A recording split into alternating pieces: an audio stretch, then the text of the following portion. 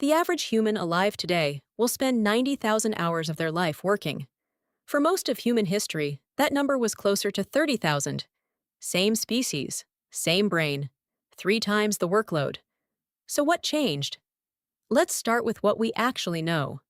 In 1963, archaeologist Richard Lee tracked the daily activities of the Jew/Hwanzi people in Botswana, one of the last groups still living a pre-agricultural lifestyle.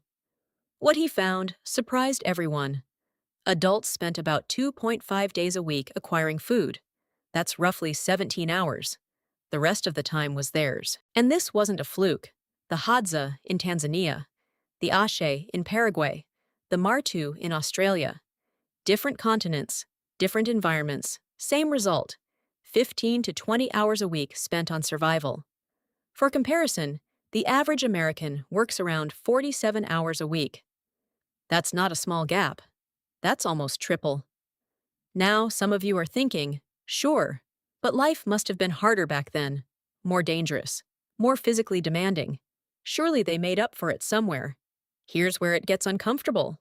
The evidence says the opposite. When archaeologists compare ancient human skeletons to early farming populations, the differences are dramatic. Early farmers were shorter. Their bones show nutritional deficiencies. Their teeth were riddled with cavities. They had arthritis from repetitive labor. Hunter-gatherer skeletons, by contrast, were taller, stronger, with healthier teeth and far less joint damage. Their bodies tell a clear story. Less repetitive labor, not more. There's another detail anthropologists keep running into, and it rarely makes it into the conversation. Hunter-gatherer work wasn't just shorter, it was variable. Some days, no work at all. Other days, a long hunt. There was no fixed quota, no manager expecting the same output every single day, regardless of how anyone felt. The work matched the body's actual energy, not a calendar. So if they weren't working themselves to exhaustion, what were they actually doing with all that extra time? Let's reconstruct a day. You wake up when your body's ready. No alarm. The fire from last night is still smoldering. Someone adds wood. Breakfast is social. People talk, plan loosely, nothing urgent. By mid-morning, a small group might head out to hunt or gather. But here's the key. Not everyone goes, and not every day. If yesterday's hunt was successful, today might be spent mending tools, weaving, or doing nothing in particular. If a hunt does happen, it's rarely the dramatic chase you picture. Humans are persistence hunters. We track an animal at a steady jog for hours, in heat, until it physically overheats and collapses. We're one of the only species that can do this, because we sweat and regulate body temperature while moving. The hunt might take 3 to 6 hours, including travel. Then the animal is carried back, shared and eaten by the whole group, not hoarded by whoever caught it. By early afternoon, the productive part of the day is essentially over. And what happens next is the part modern people struggle to picture. Nothing.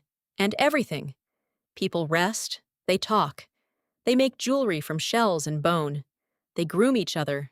They nap. Anthropologist James Sussman documented that among similar groups, adults spend roughly 6 hours a day in pure social time. Not working, not sleeping, just being with other people. 6 hours. Every day. Compare that to how much unstructured social time you had this week. Here's the twist almost nobody expects. This wasn't laziness, and it wasn't a primitive lack of ambition. Free time this abundant produced some of the earliest evidence of human creativity. Cave paintings in France, made 30,000 years ago, with shading and perspective that took real skill and real time to create. Shell beads in South Africa, drilled by hand, requiring a 40-kilometer round trip just to gather the raw material. A flute carved from a vulture bone in Germany, with 5 perfectly spaced finger holes. None of this was necessary for survival. All of it required free time most modern people don't have. It raises an uncomfortable question. With 3 times the working hours we have today, what is modern civilization actually producing that ancient humans, with all their spare time, weren't already capable of? More food, certainly, more material goods, but not necessarily more meaning, more connection, or more art relative to the time available.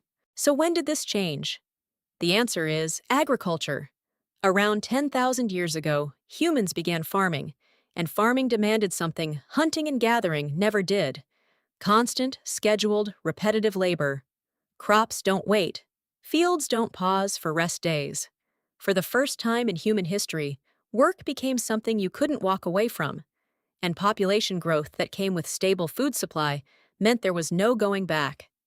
More mouths to feed meant more land to farm, which meant more labor, which meant even less free time, generation after generation.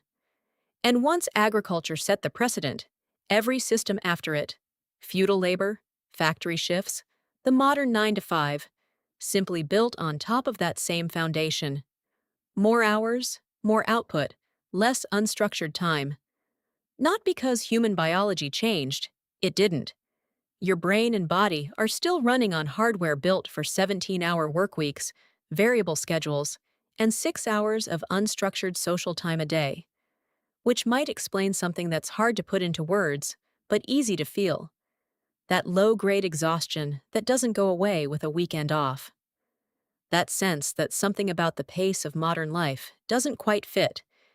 It's not a personal failure, and it's not a lack of discipline. It's a 10,000-year-old mismatch between the world we built and the species we still are. A species that, for 300,000 years, never needed a calendar to tell it when to rest. That's the story of how work ate your free time. If you want to keep exploring what else changed and what didn't, subscribe, drop a comment, and I'll see you in the next one.